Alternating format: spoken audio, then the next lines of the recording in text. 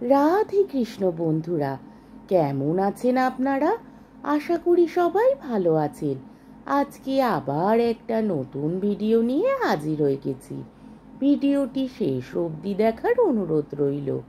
আজকের গল্প বঙ্কিমচন্দ্র চট্টোপাধ্যায় রাধারানী। আজকে গল্পের দ্বিতীয় পর্ব। রাধারানীর মাথা পদ্য করিলেন বটে, কিন্তু সে রোগ হইতে মুক্তি পাওয়া তাহার অদৃষ্টে ছিল না। তিনি অতিশয় ধনী ছিলেন, এখন অতি দুঃখিনী হইয়াছিলেন। এই শারীরিক এবং মানসিক দ্বিবিধ কষ্ট তাহার সহ্য হইল না। রোগ ক্রমে বৃদ্ধি পাইয়া তাহার শেষকাল উপস্থিত হইল। এমতো সময় বিলাত হইতে সংবাদ আসিল যে বিপ্রি কাউন্সিলের আপিল তাহার পক্ষে নিষ্পত্তি পাইয়াছে।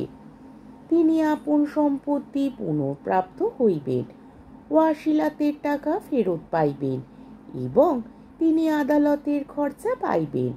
কামাক্ষানাথ বাবু তাহার পক্ষে হাইকোর্টের উকিল ছিলেন। তিনি স্বয়ং এই সংবাদ লইয়া রাধারানীর মাতার কুঠিরে উপস্থিত হইলেন। সুসংবাদ শুনিয়া রুগ্নার অবিরল নয়নাশ্রু পড়িতে লাগিল। তিনি নয়নাশ্রু সংবরণ করিয়া কামাক্ষা বাবুকে বলিলেন, যে প্রদীপ নিবিয়াছে তাহাতে তেল দিলে কি আর হইবে? আপনার এই সুসংবাদেও আমার আর প্রাণ রক্ষা হইবে না। আমার আয়ু শেষ হইয়াছে। তবে আমার এই সুখ যে রাধারানী আর অনাহারে প্রাণ ত্যাগ করিবে না, তাই বা কে জানে? সে বালিকা, তাহার এই সম্পত্তি কে রক্ষা করিবে? কেবল আপনি ভরসা। আপনি আমার এই অন্তিমকালে আমাকে একটি ভিক্ষা দিউন, নইলে আর কাহার কাছে যাইব। কামাক্ষা বাবু অতি ভদ্রলোক এবং তিনি রাধারানীর পিতার বন্ধু ছিলেন। রাধারানীর মাতা দুর্দশাগ্রস্ত হইলে তিনি রাধারানীর মাতাকে বলিয়াছিলেন যে যতদিন না আপিল নিষ্পত্তি পায় অন্তত ততদিন তোমরা আসিয়া আমার গৃহে অবস্থান করো, আমি আপনার মাতার মতো তোমাকে রাখিব। রাধারানীর মাতা তাহাতে অস্বীকৃত হইয়াছিলেন। পরিশেষে কামাক্ষা বাবু কিছু কিছু মাসিক সাহায্য করিতে চাইলেন। আমার এখনো কিছু হাতে আছে, আবশ্যক হইলে চাহিয়া লইব। এইরূপ মিথ্যা কথা বলিয়া রাধারানীর মাতা সেই সাহায্য গ্রহণে অস্বীকৃতা হইয়াছিলেন। রুক্মিণী কুমারের দান গ্রহণ তাহাদিগের প্রথম ও শেষ দান গ্রহণ।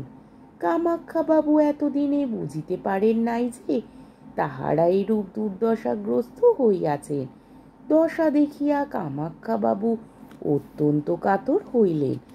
আবার রাধারানীর মাতা যুক্ত করে তাহার কাছে ভিক্ষা চাইতেছেন দেখিয়া আরো কাতর হইলেন। বলিলেন, আপনি আজ্ঞা করুন, আমি কি করিব? আপনার যাহা প্রয়োজনীয় আমি তাহাই করিব। রাধারানীর মাতা বলিলেন, আমি চলিলাম, কিন্তু রাধারানী রহিল। এক্ষণে আদালত হইতে আমার শ্বশুরের যথার্থ উইল সিদ্ধ হইয়াছে। অতএব রাধারানী একা সমস্ত সম্পত্তির অধিকারিণী হইবে। আপনি তাহাকে দেখিবেন, আপনার কন্যার ন্যায় তাহাকে রক্ষা করিবেন। এই আমার ভিক্ষা। আপনি এই কথা স্বীকার করিলেই আমি সুখে মরিতে পারি।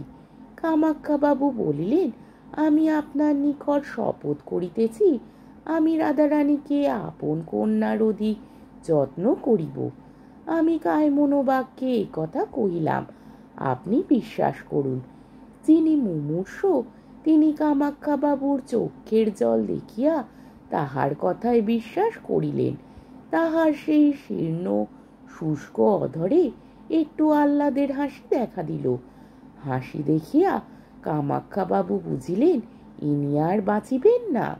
কামাক্ষা বাবু তাহাকে বিশেষ করিয়া অনুরোধ করিলেন যে এক্ষণে আমার গৃহে চলুন, পরে ভদ্রাসন দখল হইলে আসিবেন। রাধারানীর মাতার যে অহংকার সে দারিদ্র জনিত, এজন্য দারিদ্রাবস্থায় তাহার গিরে যাইতে চাহেন নাই। এক্ষণে আর দারিদ্র নাই, সুতরাং আর সে অহংকারও নাই। এক্ষণে তিনি যাইতে সম্মত হইলেন। কামাখ্যাবাবু রাধারানী ও তাহার মাতাকে সযত্নে নিজালয়ে লইয়া গেলেন। তিনি রীতিমতো পীড়িতার চিকিৎসা করাইলেন, কিন্তু তাহার জীবন রক্ষা হইল না। অল্প দিনেই তাহার মৃত্যু হইল। উপযুক্ত সময় কামাখ্যাবাবু রাধারানীকে তাহার সম্পত্তিতে দখল দেওয়াইলেন, কিন্তু রাধারানী বালিকা বলিয়া তাহাকে নিজ বাটিতে একা থাকিতে দিলেন না, আপন গৃহেই রাখিলেন।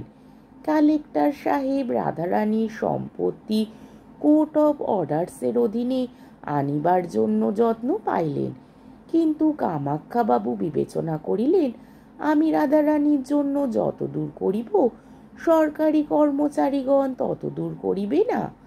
কামাখ্যাবাবুর কৌশলে কালেক্টর সাহেব নিরস্ত হইলেন। কামাখ্যাবাবু স্বয়ং রাধারানীর সম্পত্তি তত্ত্বাবধান করিতে লাগিলেন। বাকি রাধারানীর বিবাহ, কিন্তু কামাখ্যাবাবু নব্যতন্ত্রের লোক, বাল্য বিবাহে তাহার দেশ ছিল।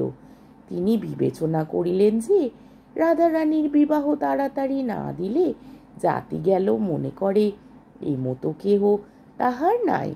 অতএব যবে রাধারানী স্বয়ং বিবেচনা করিয়া বিবাহে ইচ্ছুক হইবে তবে তাহার বিবাহ দিব, এখন সে লেখাপড়া শিখুক। এই ভাবিয়া কামাখ্যাবাবু রাধারানীর বিবাহের জন্য উদ্যোগ না করিয়া তাহাকে উত্তম রূপে সুশিক্ষিতা করাইলেন।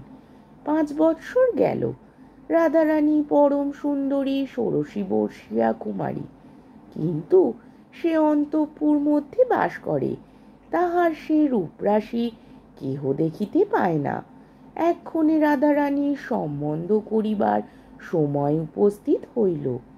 কামাখ্যাবাবুর ইচ্ছা রাধারানীর মনের কথা বুঝিয়া তাহার সম্বন্ধ করেন। তত্ত্ব জানিবার জন্য আপনার কন্যা বসন্ত কুমারীকে ডাকিলেন। বসন্তের সঙ্গে রাধারানীর সখিত্ব, উভয় সমবয়স্কা এবং উভয় অত্যন্ত প্রণয়। কামাখ্যাবাবু বসন্তকে আপনার মনোগত কথা বুঝাইয়া বলিলেন।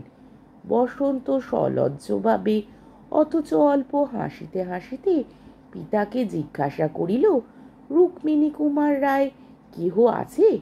কামাখ্যাবাবু বিস্মিত হইয়া বলিলেন, না, তা তো জানি না। কেন?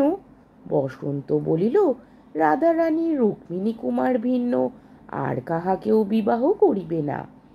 কামাখ্যা বাবু বলিলেন, সে কি? রাধারানীর সঙ্গে অন্য ব্যক্তির পরিচয় কি প্রকারে হইল? বসন্ত অবনত মুখে অল্প হাসিল। সে রথের রাত্রির বিবরণ সবিস্তারে রাধারানীর কাছে শুনিয়াছিল। পিতার সাক্ষাতে সকল বিবৃত করিল। শুনিয়া কামাখ্যাবাবু রুক্মিণী কুমারের প্রশংসা করিয়া বলিলেন, রাধারানীকে বুঝাইয়া বলিও, রাধারানী একটি মহাভ্রমে পড়িয়াছে। বিবাহ কৃতজ্ঞতা অনুসারে কর্তব্য নহে। রুক্মিণী কুমারের নিকট রাধারানীর কৃতজ্ঞ হওয়া উচিত। যদি সময় ঘটে তবে অবশ্য প্রত্যুপকার করিতে হইবে, কিন্তু বিবাহে রুক্মিণী কুমারের কোনো দাবি দাওয়া নাই। তাতে আবার সে কি জাতি, কত বয়স তাহা কেউ জানে না। তাহার পরিবার সন্তানাদি থাকিবারই সম্ভাবনা। রুক্মিণী কুমারের বিবাহ করিবারই বা সম্ভাবনা কি? বসন্ত বলিল, সম্ভাবনা কিছুই নাই, তাহাও রাধারানী বিলক্ষণ বুঝিয়াছে। কিন্তু সেই রাত্রি অবধি রুক্মিণী কুমারের একটি মানসিক প্রতিমা গড়িয়া আপনার মনে তাহা স্থাপিত করিয়াছে।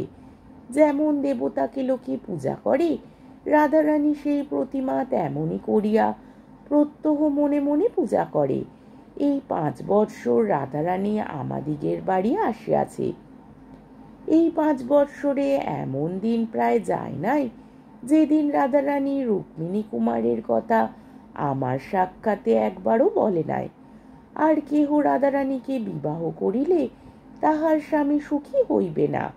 কামাখ্যাবাবু মনে মনে বলিলেন, বাতি, ইহার একটু চিকিৎসা আবশ্যক, কিন্তু প্রথম চিকিৎসা বোধ হয় রুক্মিণী কুমারের সন্ধান করা। কামাখ্যাবাবু রুক্মিণী কুমারের সন্ধানে প্রবৃত্ত হইলেন।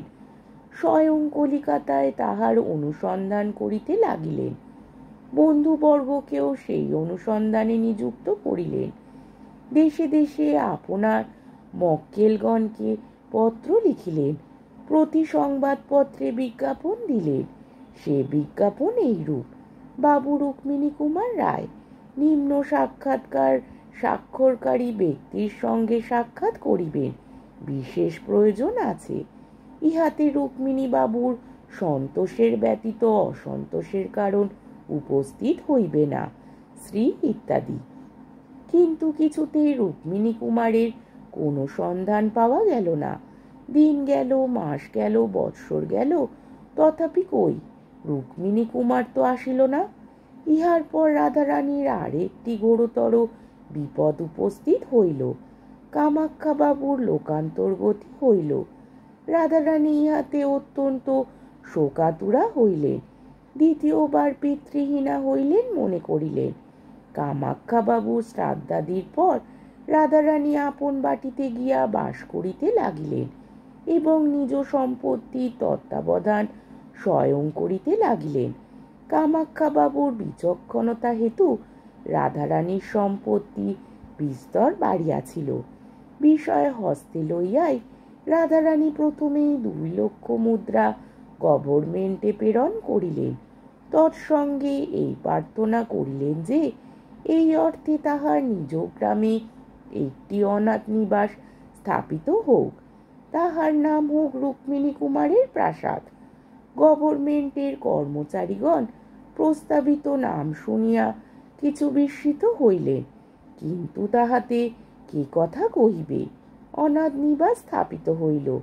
রাধারানীর মাতা দারিদ্রাবস্থায় নিজ গ্রাম ত্যাগ করিয়া শ্রীরামপুরে কুটির নির্মাণ করিয়াছিলেন। কেননা যে গ্রামে যে ধনী ছিল সেই সহসা দরিদ্র হইলে সেই গ্রামে তাহার বাস করা কষ্টকর হয়। তাহাদিগের নিজ গ্রাম শ্রীরামপুর হইতে কিঞ্চিৎ দূর, আমরা সে গ্রামকে রাজপুর বলিব। এক্ষণে রাধারানী রাজপুরেই বাস করিতেন।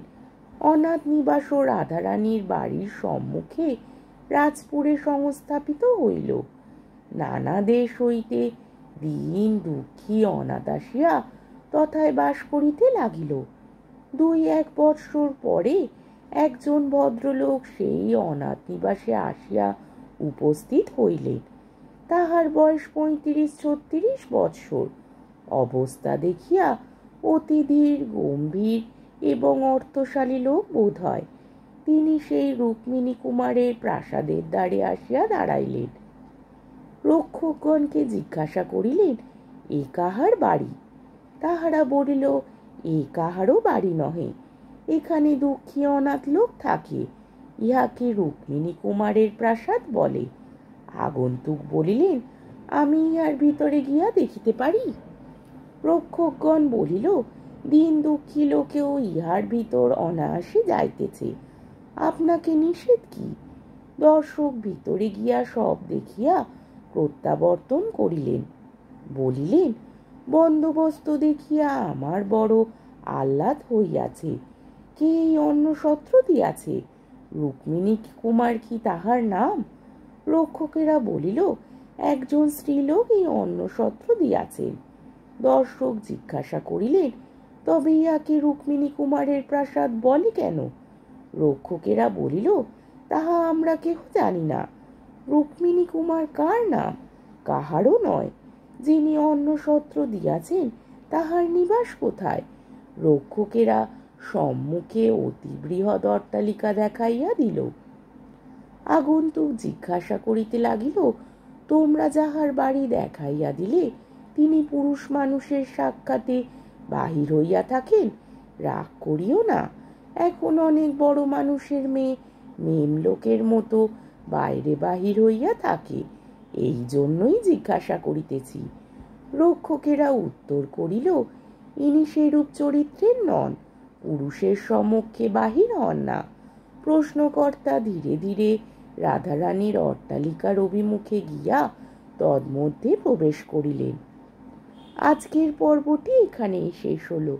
আমার ভিডিওটি যদি আপনাদের ভালো লেগে থাকে তাহলে আমাকে কমেন্টের মাধ্যমে আপনাদের মূল্যবান মতামত অবশ্যই জানাবেন এবং আমার ভিডিওটিকে লাইক ও শেয়ার করার ও আমার চ্যানেলটিকে সাবস্ক্রাইব করারও অনুরোধ রইল।